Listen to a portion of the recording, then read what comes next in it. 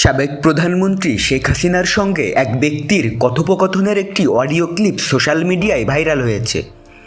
ওই ব্যক্তির নাম মোহাম্মদ তানভীর কায়সার। জানা গেছে তিনি নিজেই বাংলাদেশে আওয়ামী লীগের হাতে নির্যাতিত দাবি করে যুক্তরাষ্ট্রে রাজনৈতিক আশ্রয় নিয়েছেন। তানভীর কায়সার 2019 সালের 4 জুন লস অ্যাঞ্জেলস হয়ে যুক্তরাষ্ট্রে ঢোকেন। তার ভিসাটি ছিল ভ্রমণ ভিসা, কিন্তু যুক্তরাষ্ট্রে প্রবেশের কিছুদিন পরই দাবি করেন যে বাংলাদেশে আওয়ামী লীগ সরকার তাকে নির্যাতন করেছে, এজন্য তিনি নিজের নিরাপত্তা চান।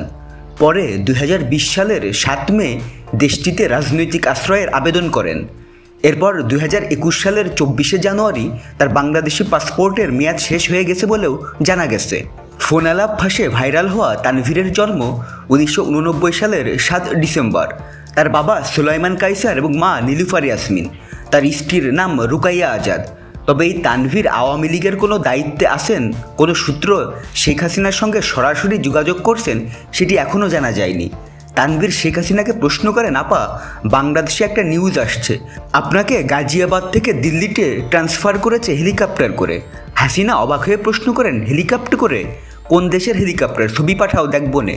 কি একটা আজগুবি কথা বলে ওরা। আমি দেশের খুব কাছাকাছি আছি, অত দূরে নাই, আমি খুব কাছাকাছি আছি যাতে আমি চট করে ঢুকে পড়তে পারি।